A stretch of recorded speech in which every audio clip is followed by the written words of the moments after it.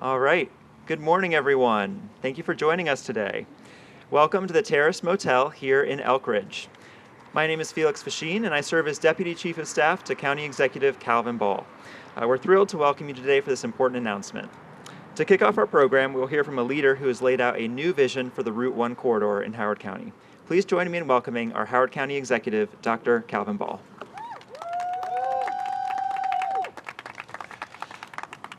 Thank you so much, Felix, and thank you to the team over there. I need to take you everywhere I go. Appreciate you all joining us today. Howard County is a place where countless people are proud to call this place home. Today we're standing along the Route 1 corridor, one of the most important corridors in our state. A corridor with incredible visibility, incredible connectivity, and incredible potential. As many of you know, that potential has not been yet fully realized. Route 1 has the incredible potential to be transformed into an active, vibrant, mixed-use hub that supports residents, creates jobs, and fosters community. However, as you drive along Route 1, today you will see a challenge that has been building for decades. You see motels built for a different era, a different economy, and in some cases, a different standard of safety and quality. Some of these properties have sat mostly vacant for years. Others have become sources of concern for crime, for blight, and for the quality of life our residents deserve. Today, many of those properties are not contributing to the positive vision for Route 1 that we collectively envision. And that's not the future that I envision for Route 1. During the past several years, we have taken real, meaningful steps to begin turning that vision into action to support motel owners and improve safety along Route 1 for our residents. Just last year, I signed 3 pieces of council legislation to improve safety, accountability, and support reinvestment along the corridor. In 2025, I sponsored and signed legislation to renew and expand the Route 1 tax credit program. This expansion offers meaningful tax relief to commercial and industry property owners along the corridor who renovate, upgrade, or rehabilitate their properties. Since fiscal year 2022, we have invested more than $315,000 in tax credits for businesses along Route 1. This funding has directly supported businesses that are making key upgrades and improvements to their properties, including several motel and hotel properties, such as Super 8, Holiday Inn, and the White Elk Motel. With the tax credit program now authorized through 2031, we are sending a clear, sustained message to property owners. Howard County remains committed to this corridor, and we are investing in the future. I also signed into law new authority for Howard County and the Housing Commission to enter into a right to purchase motel properties so that when these sites change hands, we have a seat at the table for our residents.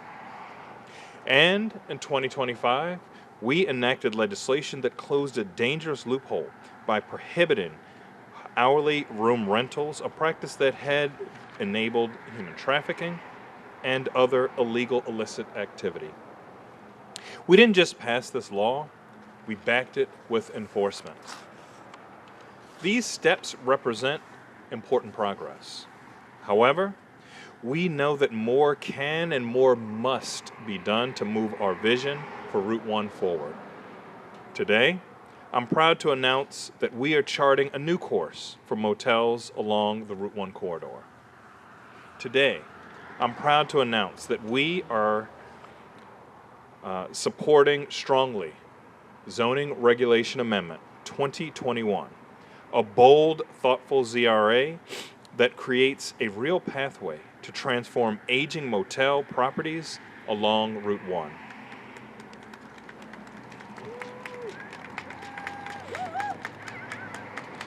This kind of forward-thinking policy that Route 1 has needed for a very long time. ZRA 2021 unlocks possibility. When a property owner chooses to demolish, redevelop, or adaptively reuse a motel site, they will gain access to new opportunities.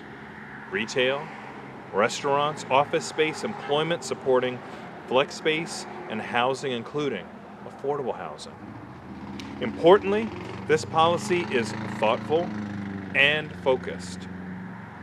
It applies specifically to motel properties along Route 1, and it requires that residential development must include at least 15% moderate income housing units.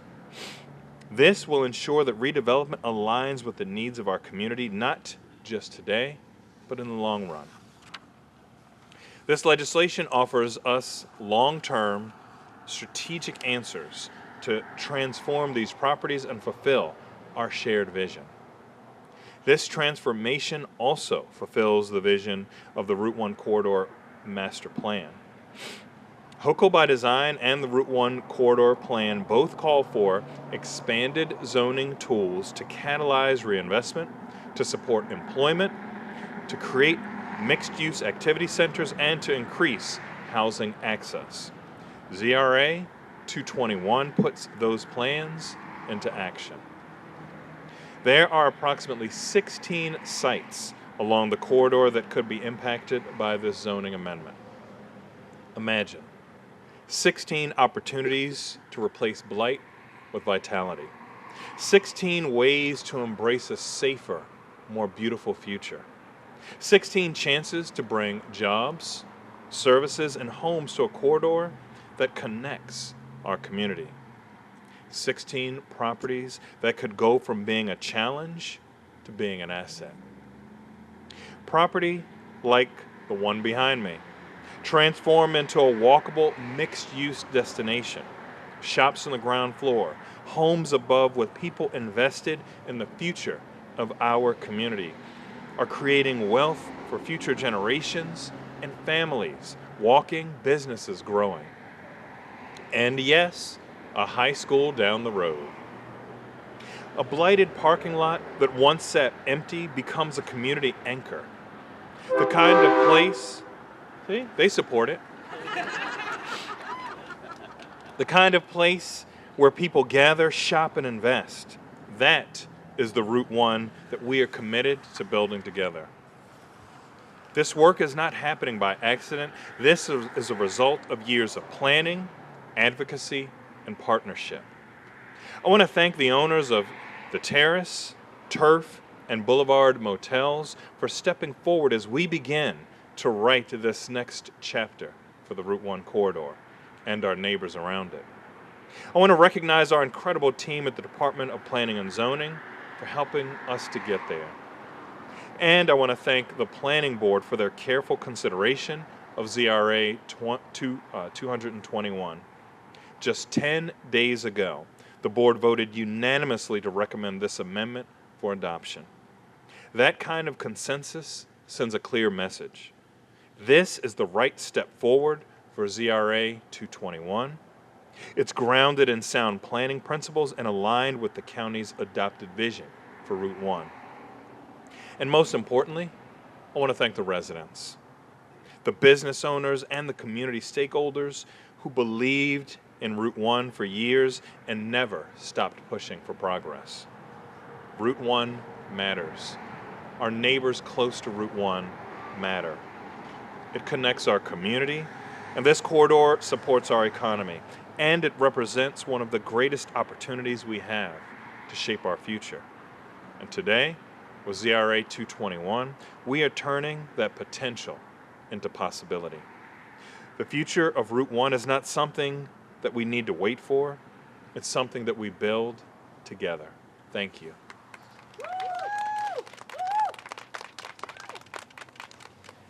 Thank you, County Executive Ball. Before we continue our program, I want to recognize the elected officials and dignitaries who have with us here today.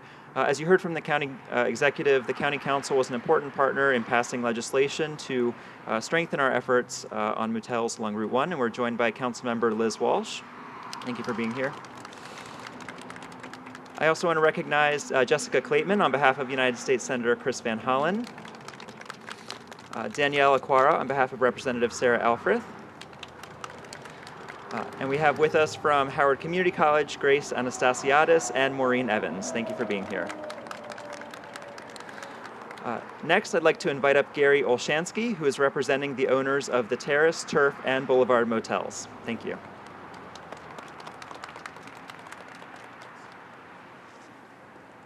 Move this down a little bit. Good morning, and thank you, County Executive Ball, for putting together this and supporting this important legislation. My name is Gary Olshansky, and I'm here on behalf of the ownership of several motel properties along the Route 1 corridor, including the one behind us, Turf and Boulevard Motels as well. ZRA 221 is an important step forward. It creates a practical tool that allows property owners to move beyond outdated uses and begin to reinvest in the corridor in a meaningful way. This is about unlocking opportunities for redevelopment and helping move Route 1 forward in a way that aligns with the county's vision. We appreciate the leadership of the county executive and the collaboration that made this possible, and we look forward to being part of the corridor's continued revitalization. Thank you.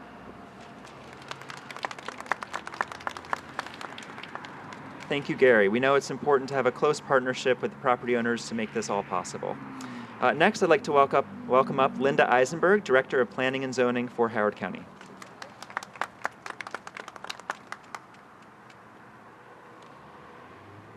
All right, good morning, everyone. The purpose of ZRA 221 is simple but powerful: to encourage adaptive reuse and redevelopment of aging hotel and motel properties along the Route 1 corridor. For too long, these outdated sites have created at times an unsightly and an underutilized stretch, well past their useful life.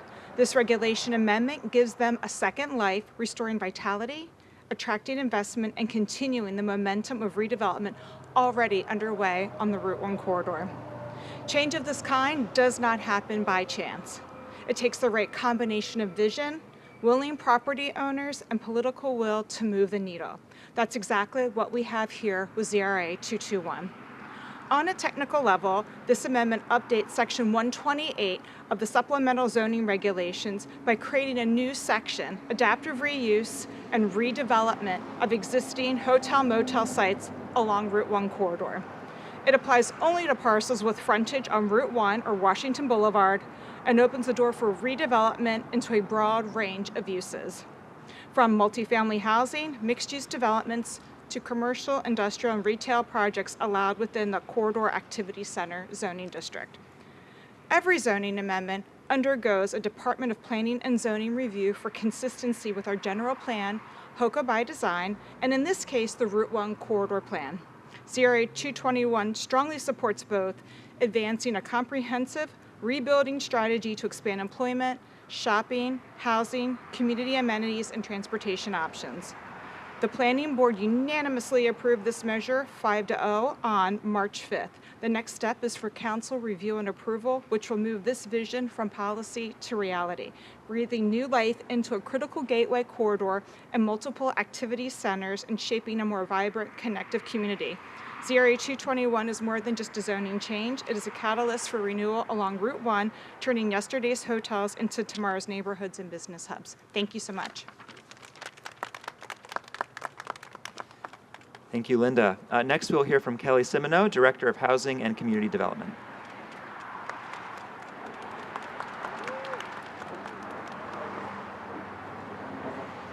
Good morning. The county's 5-year consolidated plan was adopted in July of 2025. The county is required to complete this plan to receive federal funds to address housing and community development needs in our community. The county spends several months gathering input from residents and nonprofit agencies through surveys, focus groups, and public meetings to prepare the plan. As evidenced in the current plan and the prior 2 5-year plans, the main challenge facing residents continues to be housing affordability. This is true for renters, home buyers, and homeowners. Both renters and homeowners are experiencing housing cost burdens because wages are not keeping pace with housing costs. Approximately 21,000 low to moderate income households experience housing cost or severe housing cost burden, with more than 58% of low-income renter households experiencing housing cost burdens. At the same time, the limited supply of affordable housing units, both rental and homeownership, increases the cost of the units that are available. Older adults, families with children, and people living with disabilities are the ones most likely to be priced out of the housing market. According to the data in the 5-year plan, only 2% of Howard County's low-income households are living in housing that they can afford. Low-income households with fewer housing options often double up and triple up in these units. During County Executive Ball's administration, the preservation of affordable housing units has been a priority for the Housing Department. In 2020, the county enacted the right of first purchase legislation to require owners of rental housing to offer a right of first purchase to the county and the Housing Commission. That legislation was amended in May of 2025 to add the right of first purchase requirement for motels and mobile home parks. Since 2020, the Housing Department's budget has included funding to take advantage of opportunities that will increase or preserve affordable housing units. If a property is acquired, at least 15% of the units must be made or remain affordable under the county's moderate income housing unit program. The motels on the Route 1 corridor may be the last affordable housing option for low-income households in Howard County. These units are often older, smaller, and not designed for long-term occupancy. These motels lack community amenities, such as green space for children, and accessibility features needed for older adults and persons with disabilities. No single action can entirely erase housing affordability as a challenge in the county. The Howard County Housing Opportunities Master Plan provides a comprehensive framework to address these challenges and support the housing needs of residents at different income levels, ages, and abilities.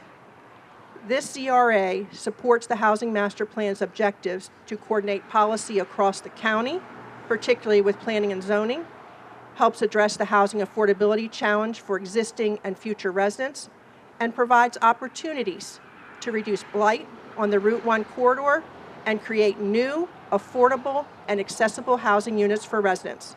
We look forward to seeing the CRA move forward. Thank you.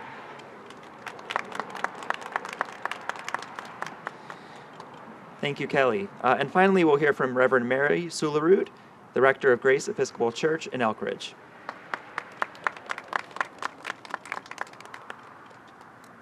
I rarely have this much competition for speaking on a Sunday. Thank you for allowing me to be here at this moment. I represent and serve a church that represents one of the oldest continuing worshiping communities in Elkridge. We have a church site that's just up the hill on Montgomery Road, and we have another one that's around the bend on Main Street in Elkridge.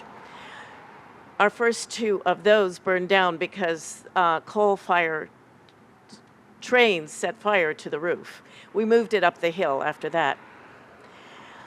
I'm here because forever and a day, this community, which represents primarily people who live in Elkridge, has been a good neighbor to everyone else in Elkridge. It's a community that is diverse in as many ways as you can think of, especially economically. And so high on their list of concerns is serving people with adequate and affordable housing. We have a early learning center that includes a daycare and a opportunity for preschool for 3- and 4-year-olds.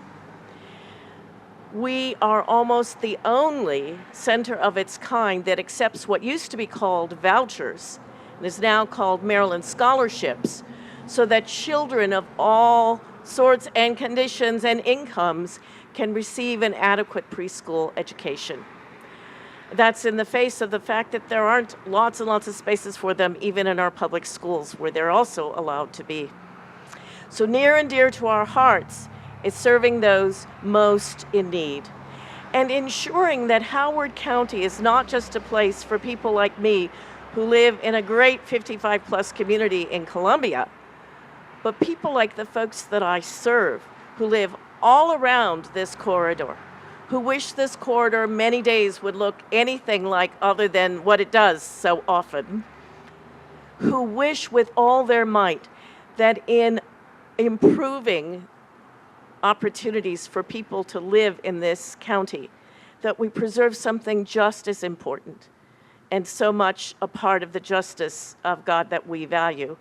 And that is places for people to live who can afford so little. That's near and dear to our hearts. It's a way of life and people we want to keep here with us. I'm here, I think, because I represent the power of that voice, which is active in so many ways in this community. So I want to thank you, County Executive Ball, and for the wonderful people who own these motels, for thinking ahead not only to how this might be more beautiful, more a part of the kind of community life that helps people not only live but thrive, but also an opportunity for people to have a home when it's so hard to find one in this day and age. Thank you.